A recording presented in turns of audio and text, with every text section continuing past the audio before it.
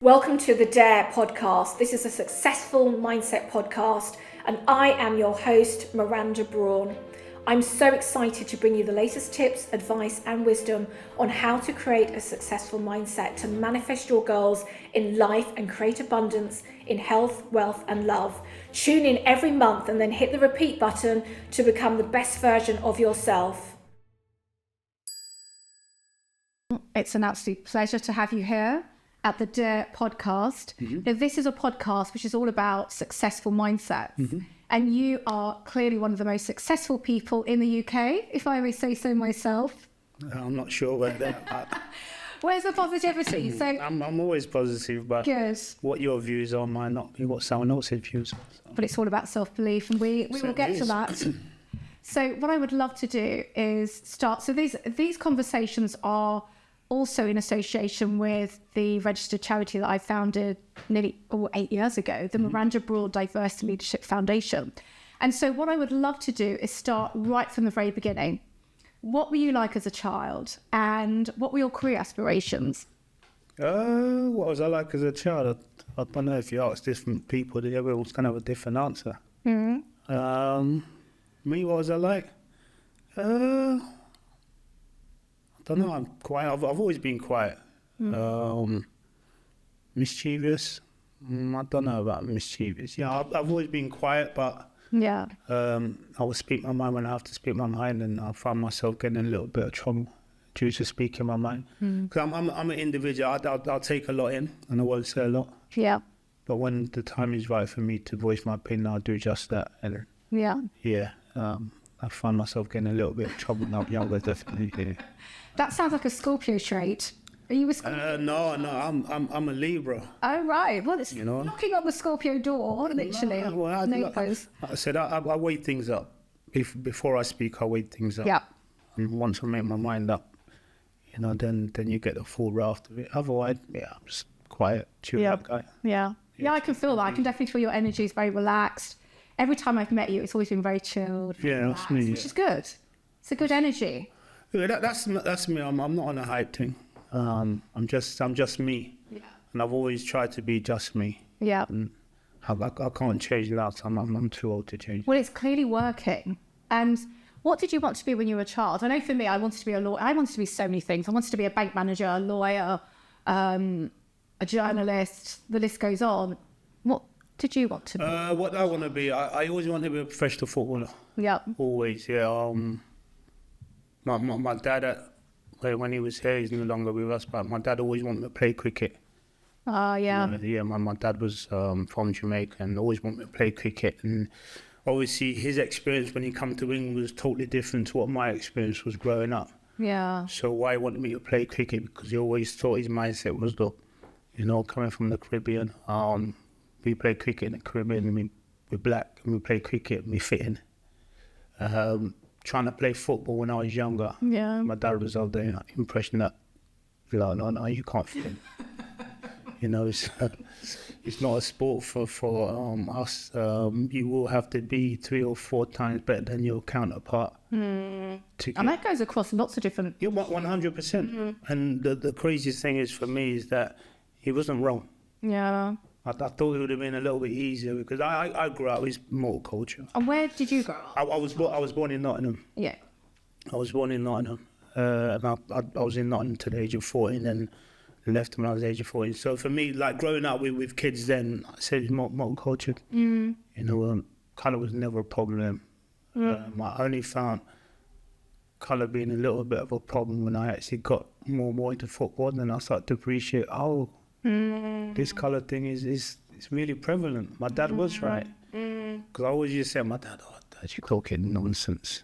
Because I never understood it from his career path. He came to England when he was 17 years of age. He had no family in England from Jamaica, nothing. So he came to England and started afresh. I'm not sure I could have done that, but in saying that, I left my parents when I was 14 years of age. So You left home at 40? yeah, I left home at 14. That to do football? Yeah. And where did you go? London? So yeah, I was between London and the National School, which was in Shropshire. So I was bouncing in between then. So yeah, looking back now, I'm not quite sure how I did it. I got to be brutally honest. But then I look at my dad's path. You know, coming to England when he was 17, and you know what he achieved when he got to England, and obviously sadly passed away last year. I'm so sorry to hear that. How much he did as well. Yeah. So. And did I read right? Was your dad part of the Windrush generation? He certainly was. Yeah. Yeah. So that definitely was. I mean, both my grandparents came here as well, and they were the first to come. And, you know, it was really tough. You know, if you were a person of colour, I mean, when I think about my uncle, he came here when he was a teenager, but he was big on cricket. So Dominica, big on Caribbean cricket. It's all about the cricket. So I can totally understand and relate to that. And I remember with my uncle, when we used to go and watch him play as a child, we never used to watch him play. We used to go to watch the. We used to go to the fun fair. We used to the beach, and then he'd be moaning that we don't actually watch. I couldn't get into cricket. I found cricket so boring. I still can't get into cricket. Oh no. Football. I can only get into football if it's live. I can't watch football on the telly, but if it's live football, I'm all for it. Okay. Yeah. So it's got to be live. Yeah, I hear that. So I really want to touch upon the racism part later on in this conversation. But let's, so you were with Manchester United. I mean, your professional football career started in 1988 for 20 years. Is that correct? Wow. Something like that. Yeah. Done some research. So, I mean, tell me, I mean, when I look at Manchester United, and I had to do some research because clearly I wasn't following football back then. But doing my research on you, I mean, apparently, was it £7 million? 6 million. 6 million transfer fee, which was, I think, the highest at that time. At that time, it was a long time ago, 95, considering what transfer fees are now. And I think my career path was, it wasn't easy. As I sit here now, I've got to be brutally honest, it wasn't easy because I was at Arsenal when I was a kid. And I was at Arsenal from when I was 14, signed schoolboy forms when I was at Arsenal. And I was having a few problems at Arsenal when I was younger. And, you know, I always genuinely believed that I was more than good enough by the time I was like 19, 18, 19, 20. I always believed I was good enough to get into the first team. And the manager didn't have the same impression that I had. The manager always used to say I thought I was the bee's knees and things like that. But I just had that belief in myself, because ultimately, I think growing up in a Caribbean background, you're always told how hard you have to work, and ultimately how much you have to believe in yourself. Otherwise, no one's going to believe in you. And I was kind of like that. You know, I knew I was good enough to play professional football. At what level? I never knew, but I know I was good enough. And when I was at Arsenal, I believed I was good enough to play. Didn't work out. And I remember having a conversation with my granddad when he was alive. And I said to my granddad that I'm thinking about just giving football in and that, because he wasn't going the way I wanted it to go. I remember my granddad always saying to me, in life sometimes you've got to take that step backward to go forward. And I was like, no, I'm not doing that, because making that step backwards for me was too big a step, I was thinking. And then he kind of like broke it down to me, you know, obviously when he first arrived in England, what he had to go to make those steps forward. And I always said, I don't think I ever could have made those steps that you made, you know, because I think my mindset obviously was totally different to your mindset, because I was born in England. So my mindset's totally different. Whatever you had to go to when you first come to England, of course it's going to be different. But I made a decision after speaking to my granddad to make that step backward to go forward. You know, I think I dropped down 2 divisions when I left Arsenal. And I went to Bristol City, and I was a small club. I think back then it was Division 2, so it was a big step backwards. But my mindset was, I know I'm more than good enough. I know if I make this move, I will prove everybody wrong. And I was fortunate to do that. Moved on to Newcastle, and then moved on to Manchester United. And I think that's such an interesting lesson to be learned, that the fact that sometimes you do need to take a step back in order to move forward. And I think that is what success is about. It isn't. I think some people have this idea that it goes in that direction, but it's up. There's ups and downs and backs and forwards, and you know, it's a journey. And it's funny because I always, when I was thriving in my career, it was all about getting to the destination, but sometimes it's also the journey as well. Do you find that you took time out to enjoy the journey, or were you like me back in the day where you were just focused on getting to what you needed to get? I genuinely believe I was just so focused on doing what I had to do. Yeah.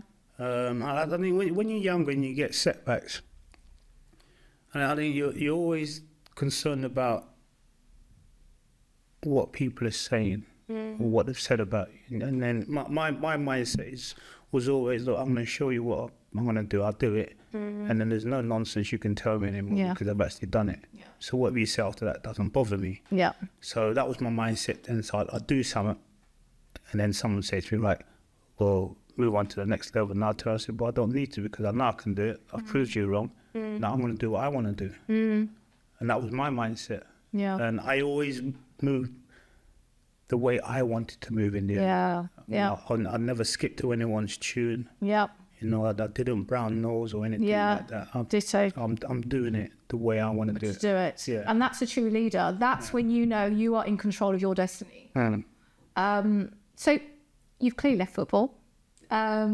What have you done since then? So I already know a few things of what you're doing, but do you want to share with the audience, the listeners, in terms of what have I done? What you're doing now? Because I know you're particularly an ambassador with Kidney Research UK, and that's how you and I have met. But while doing some research, I've noticed a few other little things that you're doing. Yeah, I've done a little bit of media stuff. I'll be brutally honest. I think I'm finding myself again. Yeah. I think when I went down my illness, because I never understood it the way I should have understood it. You know, it was a bit of a blur. And when you win something like that, you expect the people around you to be kind of like supportive and trying to like get you through things, and then you know, but it wasn't like that for me. It was very much a journey, a struggle. And I think my time since that happened, it was like finding myself. You know, it took me a little bit of time to find myself, to get to where I want to get to. Final destination, I've still not reached it yet. You know, but I got myself in a position whereby mentally, I to myself, right, bang, this is what we're looking to try and get to. How long it's going to take us to get it, we'll never know. You know, because you got good and bad days, ups and downs. It's no difference to my playing career, but I will get there in the end. So yeah, there's been many different things that I've done. You know, but I think at the moment it's more peace of mind for me. Yeah, definitely. And for those that aren't aware, was it 2015 when you started having kidney problems, and then you had a kidney transplant in 2017, and that was where your nephew very kindly donated a kidney. Yeah. And now you've also founded a few years ago the Andy Cole Fund, and is that in partnership with Kidney Research? That's right. Yeah, that's right. Yes. Yeah. So that's how we met. Of course, last year you had the Andy Cole Fund Gala, which was amazing. And how much did you raise then? Was it £250,000? I'm up to £250,000 now. Which is amazing. Yeah, I've been fortunate to obviously have my first gala, my first golf day as well. Yeah. And I think for me personally, it's not about me. And that's what people need to understand. I know I head it up and that, but it's not about me. It's not about, I don't want people looking at me as if I'm some savior, because I'm not. You know, I think that the funniest thing for me is, I think when they had the transplant games a few years ago in Newcastle, I took so much from the people that were competing in the games, because I genuinely thought, I'll go to this transplant and then life's basically over. Yeah. You know, mentally, because I was at that stage mentally, I didn't know where I was going. It's like, oh my God, what am I going to do? It's so difficult. And then when I met a lot of the men and women, obviously the guys were playing football and the women playing netball, whatever they were doing, archery, all kind of different things, track and field and that. I looked at those and I drew so much inspiration from them, because they was actually telling me, you can just get on things as normal. Yeah. And I was like, oh no, there's no way I can just get on with things as normal. I don't feel the same. You know, they got it, they understood it, but they said, life continues. It does. You know, and I drew so much from them. And then once I realised that there's people in the same position as me or worse than me, and they're still getting on and enjoying their life, you know, why am I messing about it? Yeah. You know? Regardless of... You wake up. Exactly. Regardless of if I've been let down by a lot of people on that journey to get to where I've got to, I'm like, come on, it's time, you know, you wake up, smell the coffee, you crack on. And the thing is, I think with the Andy Cole Fund, I think one of the key things for me, why I think that's really important, is the fact that you are a black face representing that, because I am a patron for the Black Living Donor Choir, and everyone in that choir, and I think they sang at That's right, yeah, they were did. amazing, and I'm their first patron, and everyone in that choir, they have donated a kidney, and it was founded by lovely Della, who is the founder of Gold. And when you look at the stats, 70% of kidney donors come from white donations, 40% come from Asian, and I think it's 27 or 28% come from black donors. And you are more likely to die from kidney disease if you come from the black community. So I think having something like the Andy Cole Fund is so important, and having people speak up about this and educate the black community so that people can know what types of foods to avoid, or is it more exercise? How did you know? What were the signs for you when you knew, okay, I've got to go and get my kidneys checked, or something's going wrong? What were the signs for me? I'm sitting. I'm very, very fortunate. If you look at, my signs were a little bit crazy. I remember coming back from a trip in Vietnam. Got back, didn't feel particularly well. And which year was this? Was this 2015? 15, yeah. Didn't feel particularly well, and I just passed it off basically, the jet lag, because I'm used to traveling. So, you know, come back from Vietnam, I think the time difference, I think about 8 hours in front, so I'm passing off jet lag, nothing special. Couple of days in, I just didn't feel really well, and I started carrying a bit of water, and I started to swell up. And I remember I made a conversation, I had a chat with my ex-doctor at Man United. He said, not a problem, Coley, I'll pop around your house, I'll have a look at you and whatever. So he popped around my house, it's about 3 days in. I remember him saying, look, I'll book you into the private hospital, run some checks on you, whatever stuff. Yeah. Per normal, typical man, just get on, get man up. Run some tests, went in the Saturday morning.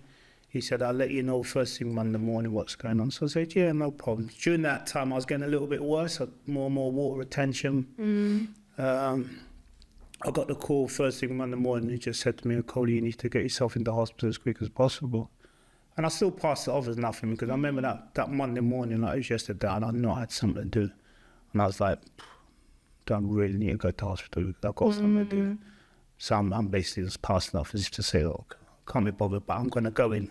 And I remember going into the hospital, and my consultant at the time, he was just standing waiting for me at the door.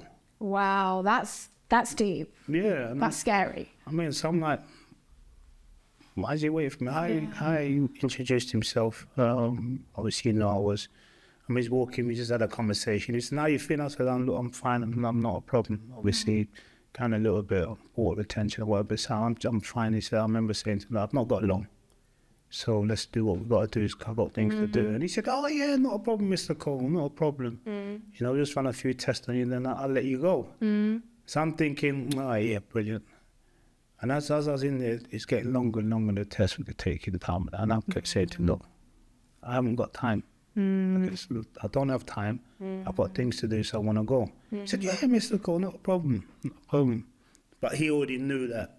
Yeah, I was trying to think how to break it down to you. Yeah. And isn't it funny when something like that happens, because you're busy living your life and it's like, I haven't got time for this health situation. Yeah, I've got to go. I've got to. All of a sudden, it slaps you in the face and you're like, I've got to make all the time in the world for this now. That then becomes your priority.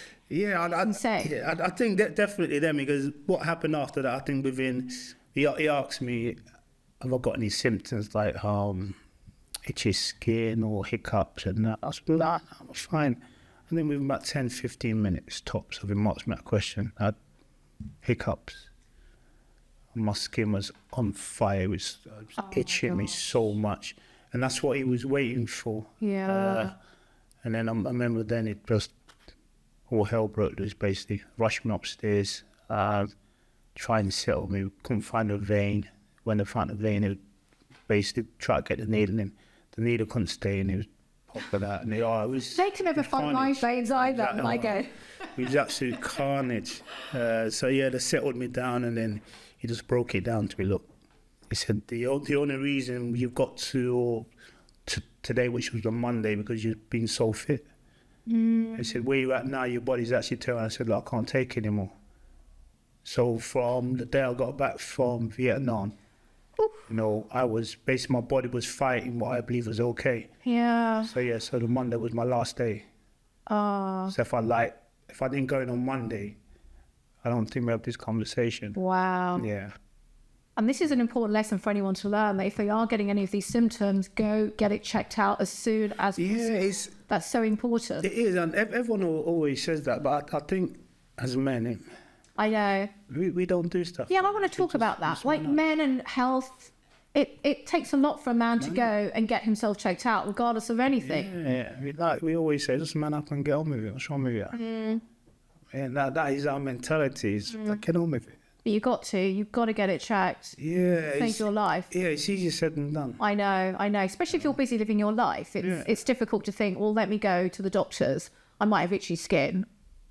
Yeah, I know, but the hiccups. I'm in this position now. I turn around and say to myself, if it happened again, I'm like, I don't know. Just get on with it, man up, get on with it.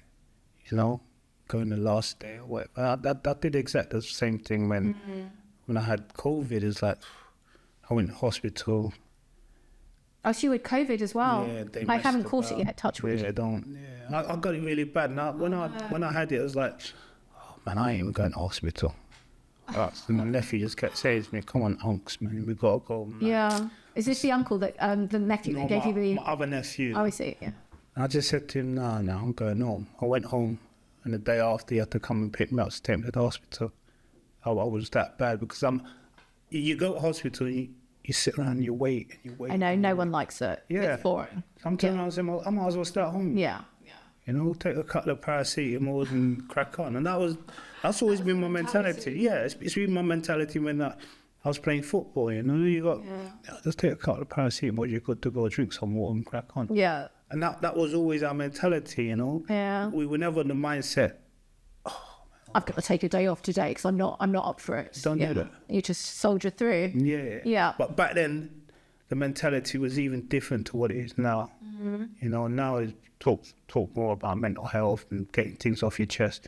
When I was first started football and that, and even when I was playing, you get on with it. You shut your mouth and get on with it, because you start talking about a certain thing, people are saying, are you weak? Yeah. You know, and that's just the way it is. But I think there was also this thing where mental health, 10, 20 years ago, it wasn't really something that people discussed. Whereas I think now, organisations, individuals, people feel more comfortable talking about mental health. I'd agree that 100%, due to the fact that you're allowed to speak about it. You're allowed to touch on things like that. Society's changed when it comes to things like that. You know, I can sit and I think about, obviously, my dad's generation. Did they have mental health problems then? Of course they did. Oh, yeah, they did. Yeah. What did they have to do? Yeah. Get on with it. Yeah. Man up, get on with it. I mean, it's not as if you can sit down and talk to your mate about it, because your mate will turn around and say shit. Just get on with it. You know?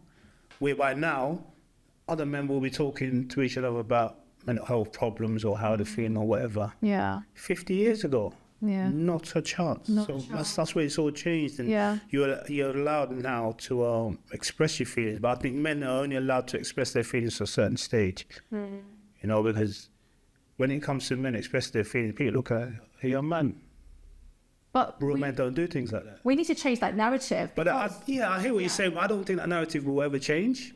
Well, when I'm with the opposite sex, I love to talk about feelings and get out there and just talk about I like deep conversation. Yeah, I hear that. Just to really get down to it.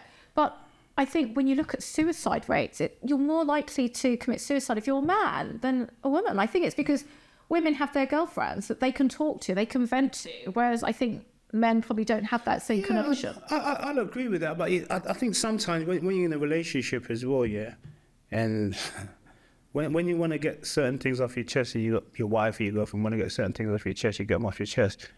If you have a disagreement with your wife or your girlfriend, that's the third thing she throws back at you. And another man, you turn around and say to yourself, well, you want me to be soft, you want me to be open and things like that. I'm open, and you turn around and say, oh, you're blah, blah, blah, blah. So what's the point of being open? Yeah. You know, and in certain relationships, you can't be open because a woman expects a man to be, oh yeah, you're the man in the house, you got to do this, you got to do that. So when a man's at breaking point, I can't come to you, you know, because you'll turn around and say, well, you're a man. You know, so you can't have it both ways. And I think that's what men find themselves in that difficult position. You know, there's plenty of times like, as I speak to my mates, there's days I wake up, he said, I'm just angry for no reason. Because you're bottling it up. You've got no one to talk to. There's no release. There you go. And that. But I think that's wrong. For a partner to throw it in that person's face is wrong. Of course it's wrong. You know, it's the wrong person because the right person shouldn't be doing that. Yeah, but if you look at the history of men and women, you know, you turn around and say, well, that's what seems to go on. So that's why men don't talk. So when we talk about the suicide rate, for men, it's so high because men get to that stage where they turn around and say, well, where do I go from here? I can't go speak to my mate about it. I can't speak to my girlfriend about it. I can't speak to my parents. Where do I go? And you've got places like Samaritans in mind, but I guess people just want to take a paracetamol and man up, and they don't really want to call that number. Exactly. Because there is help there. There is help there, but what you got to remember, men at the best of times, don't open up to their best mate. Yeah. So why are they going to open up to a total stranger? Yeah. That's what people fail to understand as well, because you have to feel that you trust this individual to get certain things off your chest. Yeah. Now, if you don't trust a certain individual, you try and say to yourself, well, there's not what I can do. What's the best way out? Because we're always looking for a solution. I think men and women are always looking for a solution. I think with men, they get to that solution where they try and say to yourself, well, I can't see a way out. And the way out is to end it. I think sometimes I've never had a therapist, but sometimes people do say talking to someone that isn't in your world, isn't in your life, sometimes you're more comfortable talking to someone like that. But then you've got to find the right therapist. You've got to find the right person, someone that you can bond with. You might meet someone, you just connect straight away. 100%. You might meet someone else and the connection's not there. And if it's not there, it's not there, and you're just not going to open up. But I think if there is anyone listening to this and they are having suicidal thoughts or they feel that they can't talk to anyone, what advice would you give that person? Talk. 100%. Yeah, I know how tough it is. Better out. My motto is it's better out than in. Yeah. I know how tough it is. I've been there. Yeah. I get it. Sometimes, yes, as a man, you can get so low and you don't even know what day it is. You don't know if you're coming or going, but you got to be able to or be prepared to talk about it. Yeah. Give it a chance. Yeah. Give it a chance, you know. And then if you give it a chance and you find the right individual like you touched on there, you get it off your chest and, things become a little bit easier. I'm not going to say your problems are going to disappear because ultimately your problems won't disappear. Yeah. But the more you prepare to talk about what you're going through and, try and get someone else to try and help you, the more chance, you're going to feel better and you won't be having those thoughts of, right, I'm going to end it. Yeah. It's a difficult, it's a vicious circle. I think for men it is a very, very vicious circle because men are men.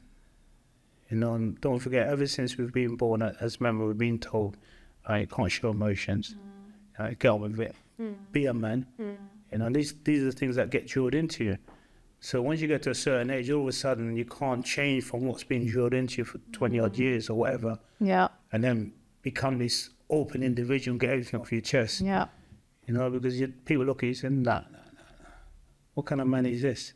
So you got to look at it both ways. But the definition of man is changing. There were certain things that a man would have done in the 50s, 60s, 70s, 80s, even 90s, and it's very much 100%. changing now. And I think we've got to embrace that change. We're talking about diversity and inclusion, and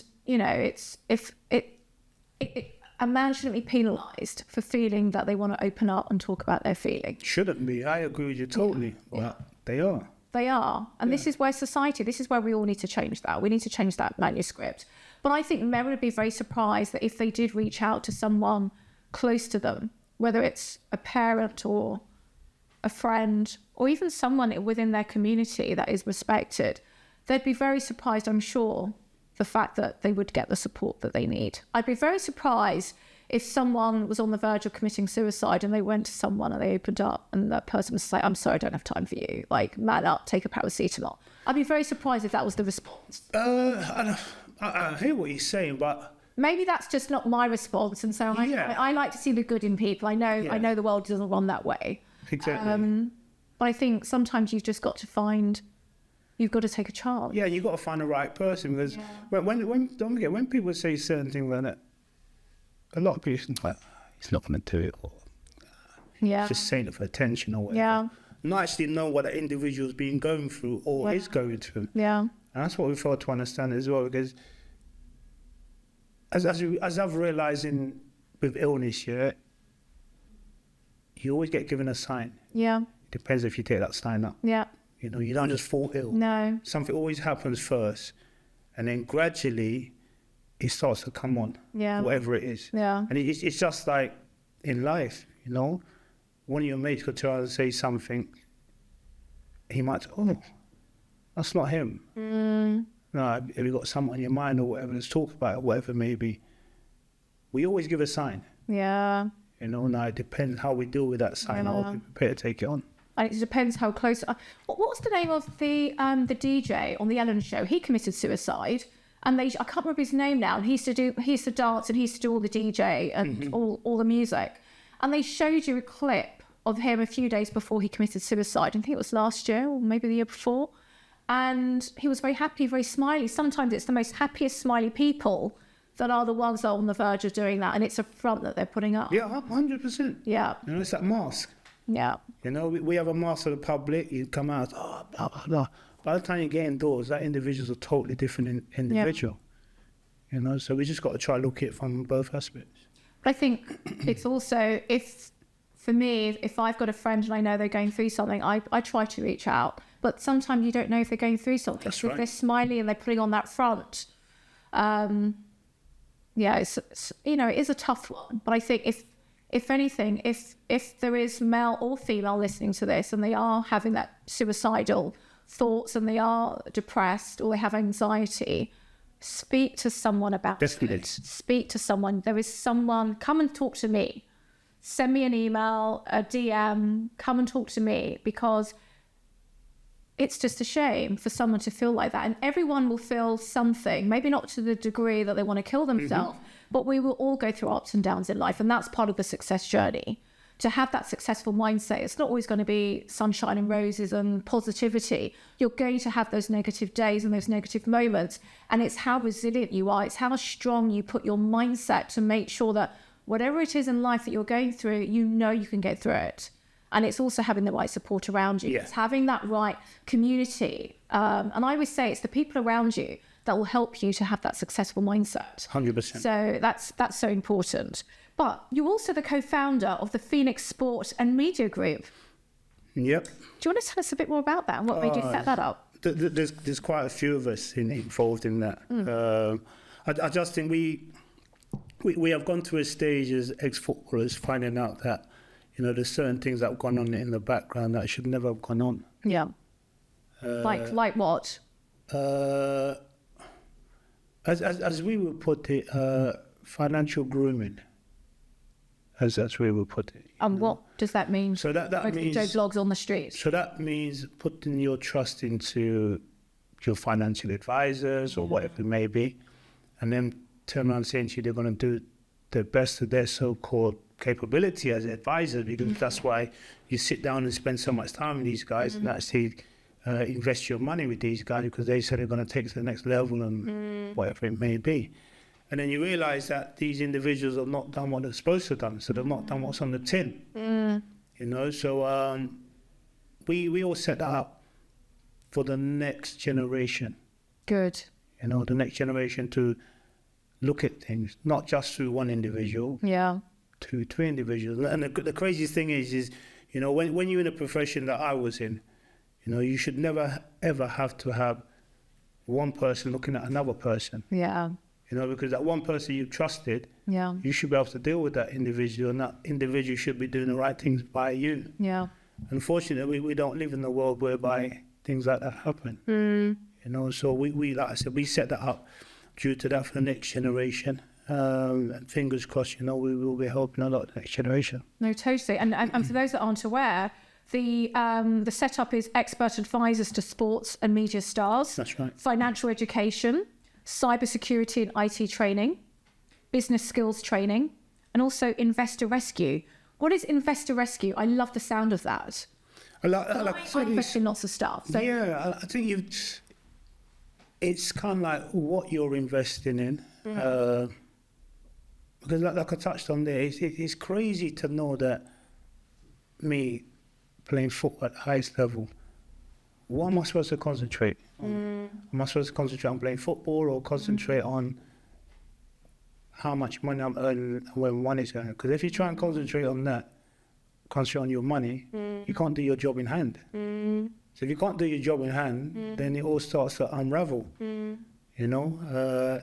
And then, like I said, because you're trusting people to do what they're supposed to be doing, you know, you can concentrate on doing your job and doing it to the best of your ability. But if it doesn't marry up or don't tally up at the end of the day, you know, you will come to a situation whereby you find it really difficult at the end of your career, whatever it may be. And I think it was only a few days ago, a week ago, I read or I saw something where Rod Stewart actually did an accounting course. Even though he's clearly a musician, but he wanted, when it comes to the business aspect, he wanted to make sure that he didn't get conned. Yes. He didn't have an accountant take all his money. Because you hear that a lot, where you've got very successful entertainers who are relying on their accountants, and all of a sudden they've got no cash, or the amount of cash that they should have is dramatically reduced. So I think it's really important to provide that support. So it's great you're doing that for the next generation.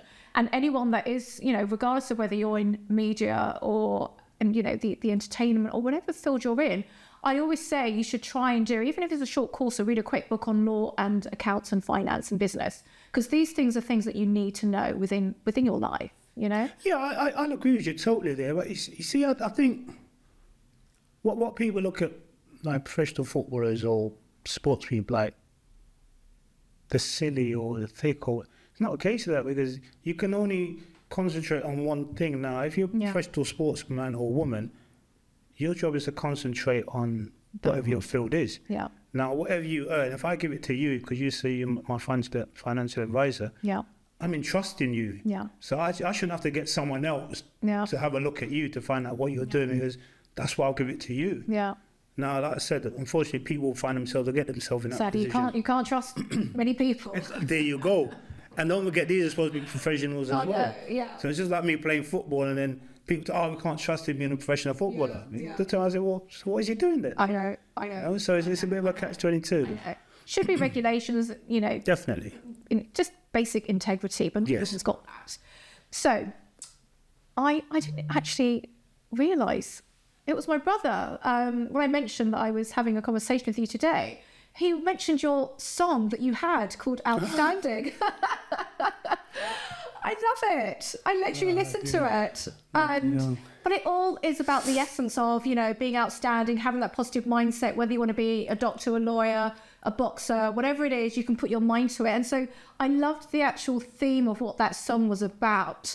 How did that come about with regards to you having that record? And was that just the one song, or did you do others? That was just the one song. I think that season was a season that, we'll never forget. The 98 and 99 season, the first English club to complete the treble. And I wasn't just the only one, but we was all at that stage saying, life can't get much better than this. Yeah. You play football at a young age to find yourself in a position that you find yourself in. Yeah. We find ourselves in a position of winning the Premier League, the FA Cup, and then going on to win the Champions League, and someone gave me the opportunity to do it, and I was of the mindset, man, I can do anything.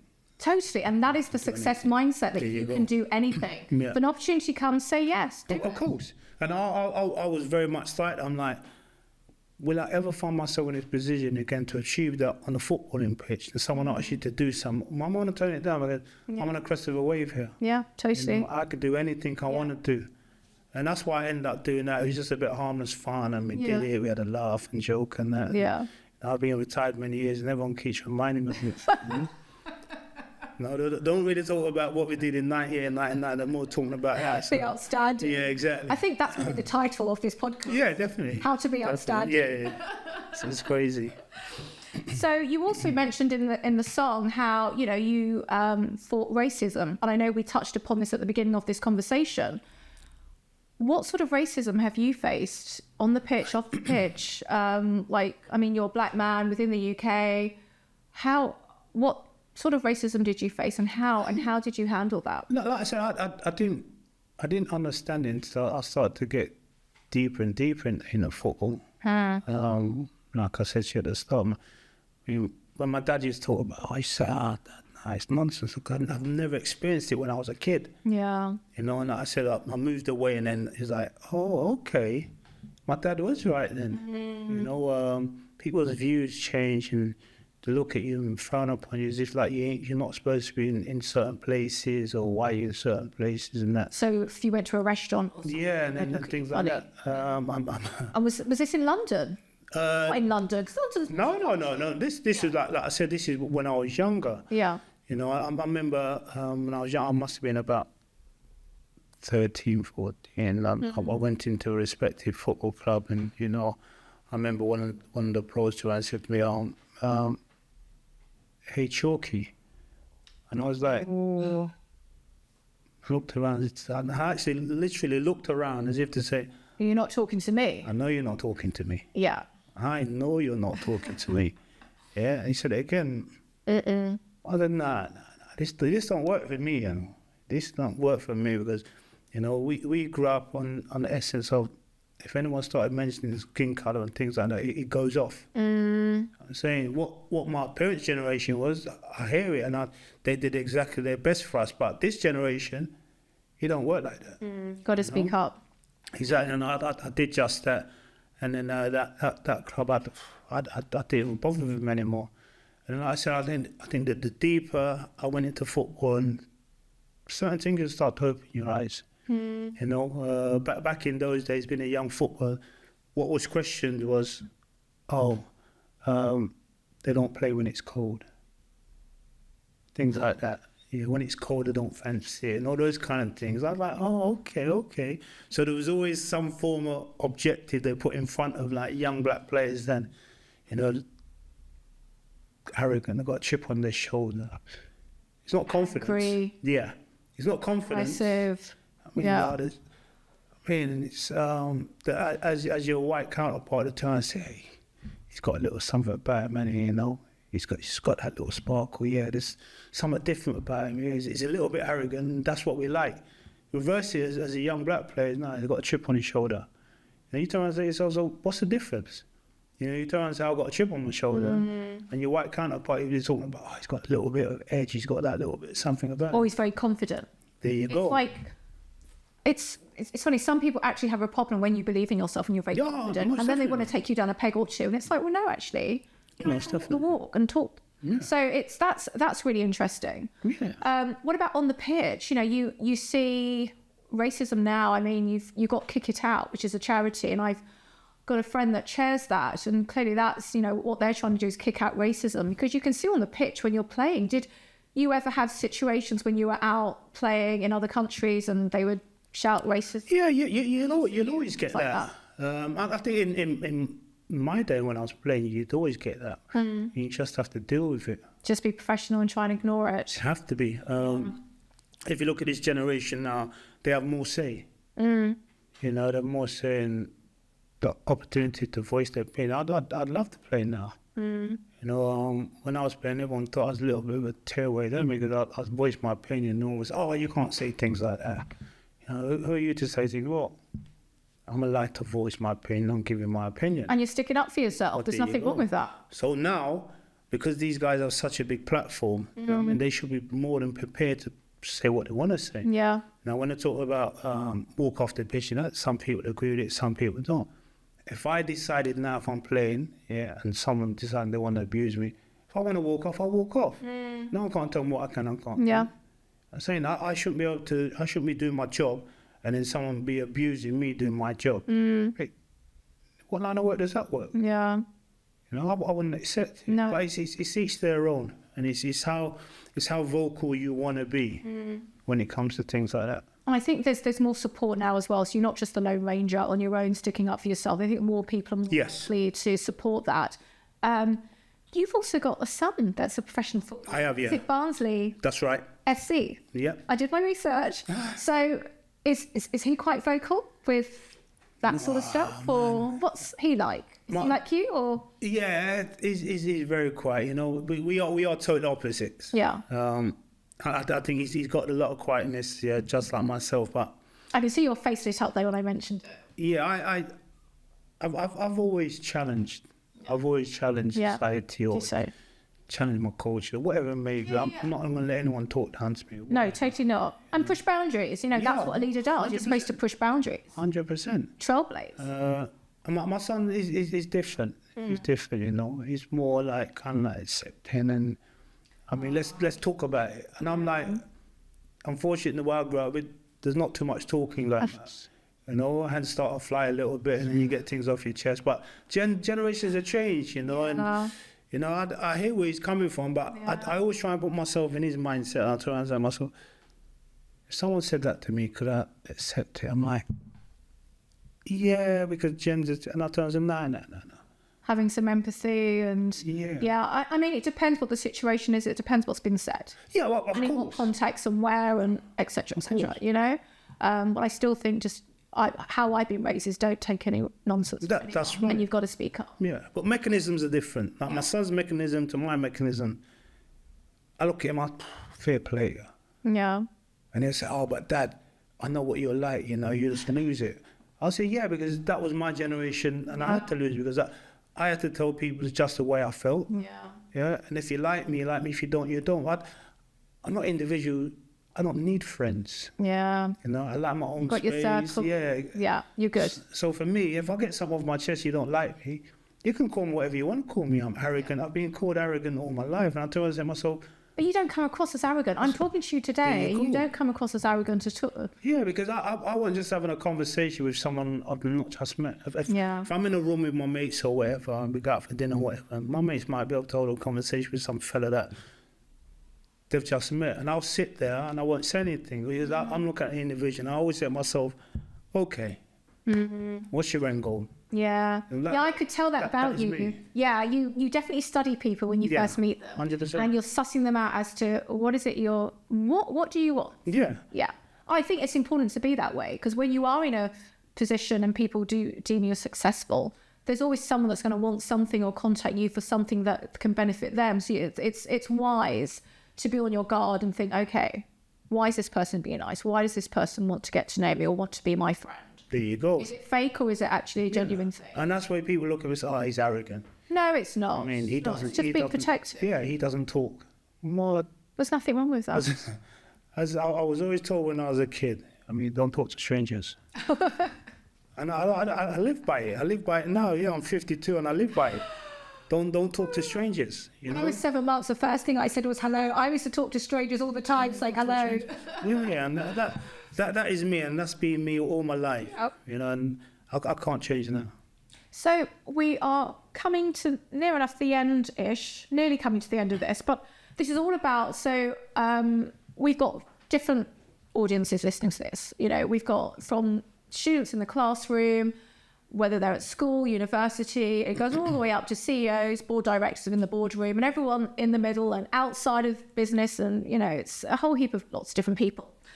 But I think focusing on the health equity, charity, the Andy Cole Fund, even being a footballer, what advice, maybe we focus on if you want to be a footballer, what advice would you give to a young person that would want to become a footballer or enter the sports industry versus someone who might want to set up their own charity? Because the fact that, you know, early on in your career, you were the footballer, sports sensation, now you're in the charity world, giving back, all about health. So maybe we split that answer in two. Maybe it's the same answer for both. But what advice would you give to someone who would want to be a footballer or enter the sports industry versus someone who might want to go down the charity sector and give back? I think that the first one is always hard work, dedication. You've got to make sacrifices. Yeah. A hell of a lot of sacrifices. Yeah.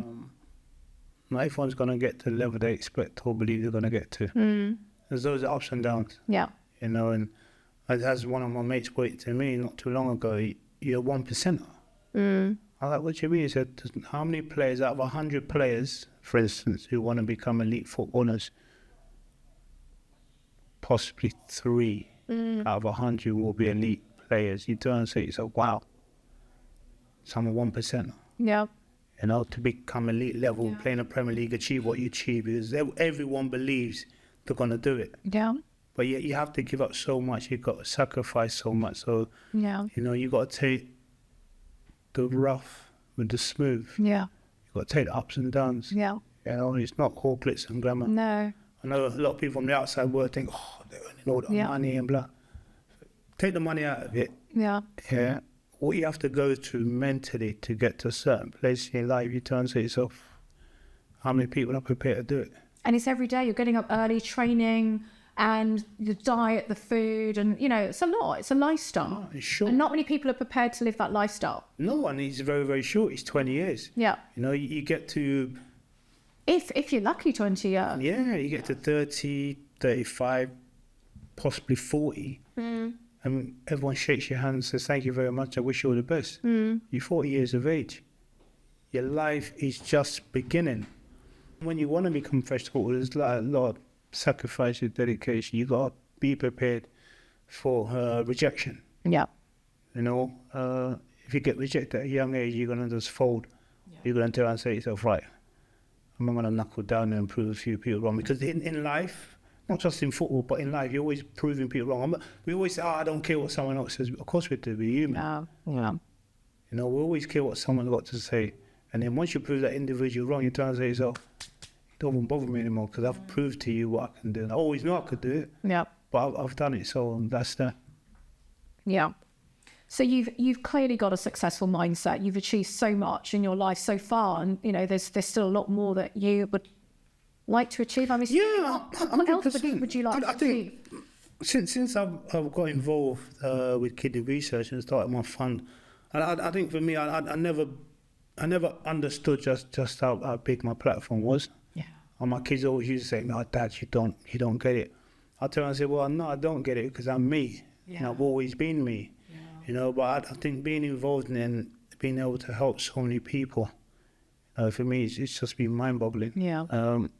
If someone had said this to my dad when I was, I don't know, 8, 10 or whatever, that your son would become a successful professional footballer and then be able to start his own fund and help him, my dad would turn and say to you, not a chance. My son was too bad. Now, he's looking at me from the heavens and turning and saying to myself, wow. Yeah. My son is very proud. Oh, most definitely, he's achieved so much. So, and I just look at... and is your mum still alive? Yeah. Oh, so she must be so proud. Yeah. So I look at my fund now and I just keep saying to myself, look, I just want to try and help as many people as possible.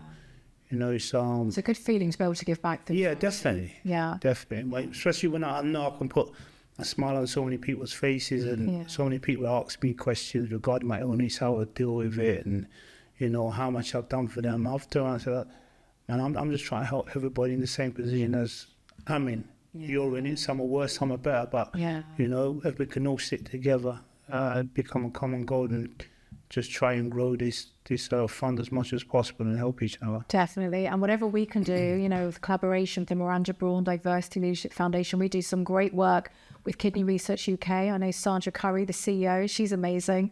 So whatever we can do to collaborate, because I think it's really important to collaborate and support each other when we are trying to achieve the same goal, which is to give back and help others. So when it comes to successful mindsets, one of the things when you look at D.A.R.E, the A stands for daily affirmations. And I'm a big fan of affirmations, manifestation, the law of attraction, vision boards. Do you do any of that? Have you done any of that in terms of helping you to achieve success? I did. When I was playing, when I was going through a difficult spell at Manchester United, I signed Man United 95, so like, it'd been 97, between 97 and 98 each time. One of my teammates, ex-teammates, Lee Sharp, was doing affirmations and things like that. Yeah. And he said to me, Coley, if you speak to this company, it's about affirmation, setting your goals and what you look to do and where you're trying to get to and things like that. You know, that would change your mindset totally. Yeah. And I was like, Sharp, I'm not sure. He said, look, Coley, I've done it. Yeah. And he's put me in a totally different place. And I remember getting involved in it, and just my mindset changed. Yeah. It really, really changed to know that, I was going for a tough spell, constantly questioning myself, well, what's gone wrong? Can I do this? Can I do that? Blah, blah. And then to sit down with the lady that I sat down with, right, where are you trying to get to? What are your goals? What are this? What are that? And I remember doing it, and then the crazy thing is, within time, things started to change. Yes. Mentally on the football pitch started to change. I started to do what I was doing a year or 2 years before. Yeah. And then my game just clicked from nowhere. Well, I'm not going to say from nowhere, from started doing that. Obviously, you got to put the work in as well. Yeah. But my mindset was totally different. And then, like I said, I sit here having this conversation with you now, due to the fact that I put that work in as well. Yeah. So I know putting that work in and getting myself mentally in the right place. Yeah. I'm sitting there talking about, obviously, having a fun, what I've done in my career and things like that. Yeah. So there's a lot of work you have to put into it. Definitely. And it's all about neuroscience. And if you do it daily, these things will work. I did vision boards. And I remember years ago, I was clearing out my garage and I found a vision board from like 20, 30 years ago. And the house that was on the vision board, I was in that house at the time. The car I wanted was the car on the drive. And so you don't realise, but these things really do work. And I've been studying the law of attraction and success mindsets for 20, 30 years now. And it does work, which is why I'm so pleased that you have a perfect example of how it's worked for you. So we've got 2 questions left. Penultimate question is, so I was also a visiting fellow at Oxford University, and the research I did there was on boardroom sustainability, inclusion, and corporate governance. And fellow friend of ours, Sol Campbell, I know he's big on football management, getting into the boardroom, and battling racism. What are your thoughts in terms of improving diversity within the boardroom for football, etc.? Me and Sol are real good friends. Every time he gets a job, he brings me in. Good. We've got on very well since our playing days, and obviously representing England as well. And that's great, black people helping each other, because there is this connotation that, we don't help each other enough. It doesn't happen often. No. I've got to be very honest, it doesn't happen often. I think we find ourselves getting in a position and think, we're in a position. And I'm the only one. I better let someone else come in. It might ruin it for me. There you go. I think times are changing now. I hope so, but we've been under this illusion that if I bring someone else in of my ethnic background, what's the problem? No, you bring in what you think is going to be good enough for you, you're comfortable with. And you're opening the door. I always used to do that when I was on the trading floor. I would say, we've got a position, here's a CV, here's someone of colour. There you go. There you go. That's how it starts. You open the door and you let more in. There you go. And with So, I've said it to him many times, because I look at it totally different to So. I speak my mind. I told people I ain't got time for that nonsense. If you're going to turn around and tell me that I'm good enough to play football at the highest level, when I'm playing, but managerial wise, you look at me and say, you don't fit the criteria. What are the criteria? What do you think we should be doing to get more black managers, or just more people of colour? We need more Asian managers. We just need more diversity. What do you think we're doing? I think we're doing everything that we can do. Not we, but what do you think should be happening in order for that to take place? There should be more opportunities. I think we all know there should be more opportunities. Yeah. But we cannot force hands, i.e. in a boardroom where they turn and say that it's not what we're looking for. And the thing is, you can't ask the person, the person of colour, what can you do? It's got to be up to the people that are making those decisions to change their mindsets. Exactly. To make that happen. It's just like when they brought out that nonsense, the Rooney law. Yeah. It was a load of nonsense, Well, I've spoke to someone of ethnic background. Oh, have you? And what do you think? Oh, not for us. Why not? Because you've ticked the box, you've had a conversation, knowing that all you had to do was tick the box, knowing that you was never going to give that individual a job anyway, because you've ticked the box. And that's all that rule was about. You've spoke to someone of colour. And I think that's the problem. Yes. Diversity within organisations, it is turning into a tick box exercise. Exactly. So we've got to change that. Last question. I could talk to you all day. I originally said it'll be a quick 30-minute conversation. It's like over an hour later. So this podcast is called D.A.R.E. D.A.R.E. I always say to our audience, dream big, dream bigger, you know, be unique, be different. What would you dare our audience to do? Dare to be you. Dare to be you. I love that. You have Got to be yourself. You got to be yourself. Be unique. Yeah, I can't be something that someone else wants it to be, because what about me? Yeah. And sometimes we get caught up in that. I think it's to be brave, to dare to be yourself is one of the courageous things that you can do in a society that wants you to be like everyone else. Yeah, I remember 10 or so years ago, you know, I'm retired now, I'm enjoying retirement, which I've enjoyed retirement. And one of my elders, when I was at Arsenal, he had a conversation with me. He said, there's one thing with you. He said, you did it your way. Yeah. And I said, I had no option, because I could never, ever do it the way that someone else wanted me to. Yeah. That's not me. It's not meant to be me. Yeah. I would do things that I believe are right for me. Yeah. If I fall out or whatever, I'd do just that. But I want to wake up in the morning, look myself in the mirror and say, I did it your way. Yeah, I love that. 100%. Perfect way to end this. Thank you so much for your time today. I'm so proud of your journey. Thank you know, I wish you nothing but great health going forward. I can't wait we'll have to get you back on a round 2. Maybe come back, you know, in a short while. No problem. See what else you're doing. Thank you very much. So much. Cheers, man. Thank you.